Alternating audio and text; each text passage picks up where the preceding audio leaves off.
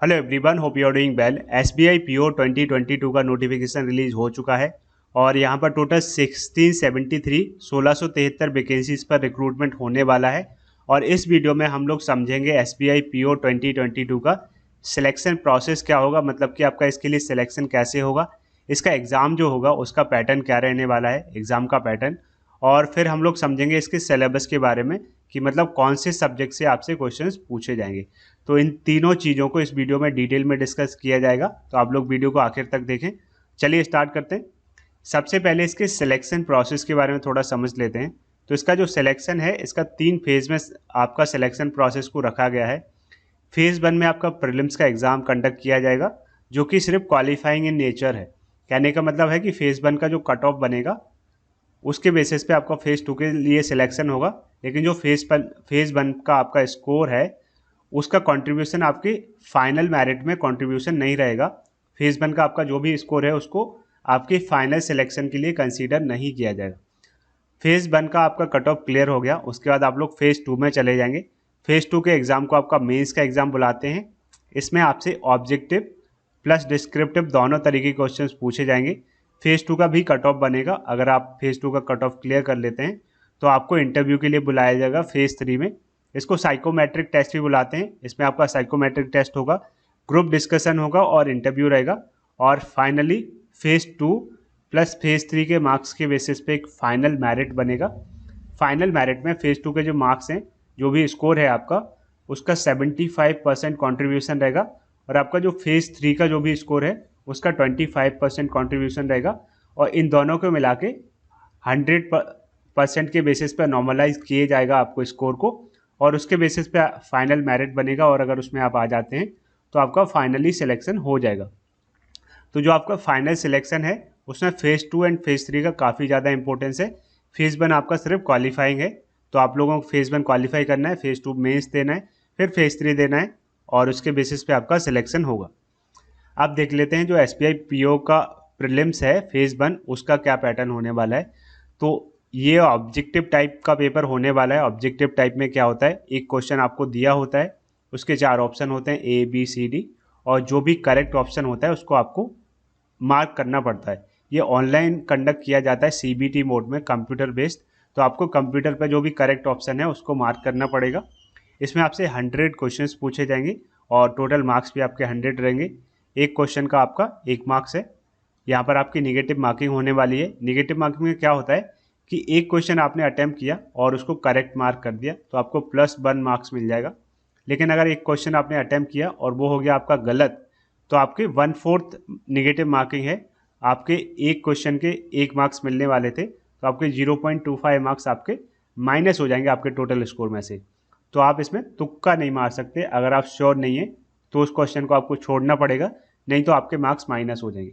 ठीक है।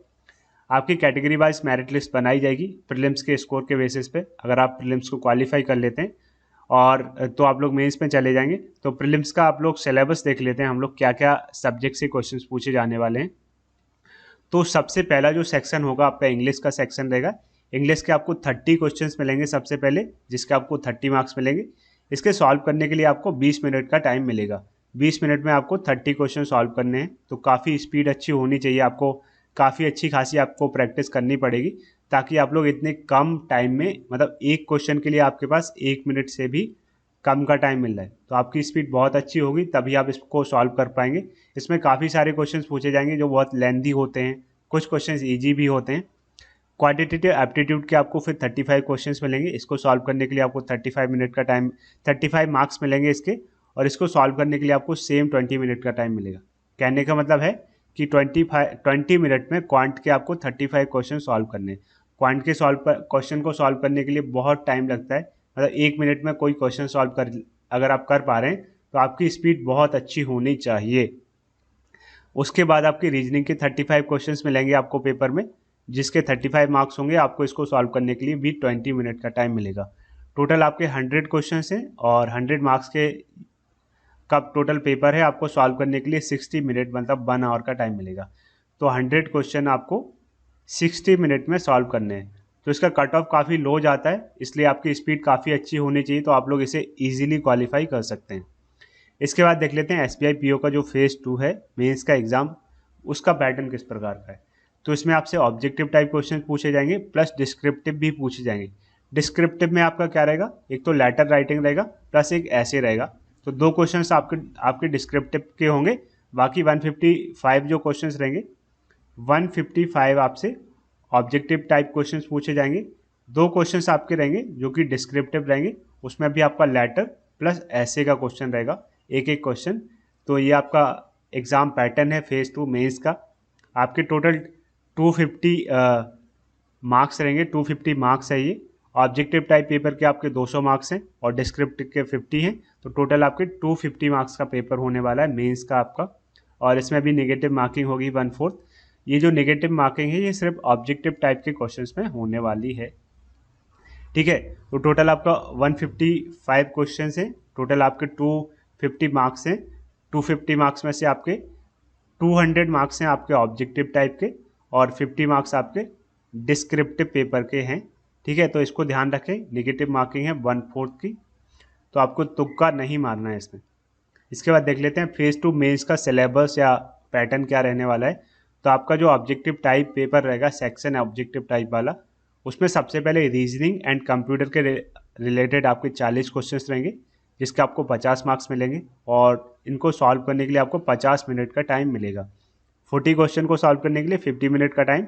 तो मेंस में क्वेश्चंस काफ़ी ज़्यादा डिफिकल्ट होते हैं और लेंथी होते हैं, तो आपको ज़्यादा टाइम इसमें मिलने वाला है। डेटा एनालिसिस एंड इंटरप्रिटेशन के आपको 30 क्वेश्चंस मिलेंगे और इसमें आपको 50 मार्क्स मिलेंगे 30 क्वेश्चंस के, और आपको सॉल्व करने के लिए 45 मिनट्स का टाइम मिलेगा। उसके बाद आपसे जनरल इकोनॉमी बैंकिंग अवेयरनेस के 50 क्वेश्चंस पूछे जाएंगे, मतलब सबसे पहले रीजनिंग, फिर आपका डेटा एनालिसिस और उसके बाद general economy and general awareness, ठीक है। जनरल इकोनॉमी बैंकिंग अवेयरनेस, इससे रिलेटेड 50 क्वेश्चन हैं आपको, 60 मार्क्स मिलेंगे आपको सॉल्व करने के लिए, 45 मिनट्स का टाइम मिलेगा। इंग्लिश लैंग्वेज का उसके बाद आपका सेक्शन रहेगा, 35 क्वेश्चंस रहेंगे, आपको इसके 40 मार्क्स मिलेंगे और सॉल्व करने के लिए आपको 40 मिनट्स का टाइम मिलेगा।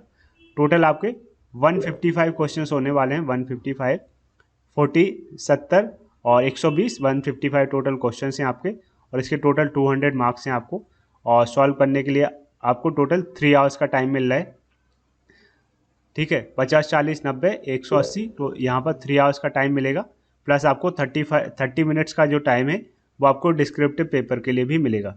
तो ऑब्जेक्टिव पेपर आपने 155 क्वेश्चन सॉल्व कर लिए, उसके बाद आपको इंग्लिश लैंग्वेज का पेपर रहेगा, जिसमें एक लेटर राइटिंग रहेगा, एक ऐसे रहेगा, 2 क्वेश्चंस रहेंगे आपको, और इसके 50 मार्क्स आपको मिलेंगे, और इसके लिए आपको 30 मिनट्स का टाइम मिलेगा। टोटल 250 का स्कोर हो गया आपका, 3 आवर्स प्लस 30 मिनट्स का आपको टाइम मिल गया सॉल्व करने के लिए। इसके बाद आगे देखते हैं जो फाइनल सिलेक्शन प्रोसेस है वो कैसा रहने वाला है। जो फाइनल है, इसके बाद फेज़ 3 पे आ जाते हैं। फेज़ 3 हो गया ये फेज़ 3 जो है, इसमें टेस्ट का स्ट्रक्चर ये है कि आपका एक ग्रुप एक्सरसाइज या ग्रुप डिस्कशन रहेगा जिसके 20 मार्क्स होंगे, और फिर आपका इंटरव्यू रहेगा जिसके 30 मार्क्स रहेंगे। टोटल मिला के आपका जो फेज़ 3 है उसके 50 मार्क्स होने वाले हैं, ठीक है। जब आपका फेज़ 3 क्लियर हो जाएगा तो फेज़ 2 प्लस फेज़ 3 का मिला के नॉर्मलाइजेशन किया जाएगा। तो आपका जो फेज़ 2 है उसके मैक्सिमम मार्क्स आपके 250 हैं, और इंटरव्यू के मैक्सिमम मार्क्स आपके 50 हैं, या फिर फेज़ 3 जिसे बुला सकते हैं। तो 250 प्लस 50 हो गया 300 मार्क्स। तो इसको नॉर्मलाइज करेंगे, 250 को 75% में करेंगे और 50 को 25% में करेंगे। टोटल आपका 100% हो गया, और 100% में से जो भी आपका टोटल स्कोर है उसके बेसिस पे आपका फाइनल मेरिट बनेगा। तो ये आपका सिलेक्शन प्रोसेस था। वीडियो अगर अच्छा लगा तो वीडियो को आप लोग लाइक कर सकते हैं, वीडियो को आप लोग शेयर कर सकते हैं, चैनल को सब्सक्राइब जरूर करें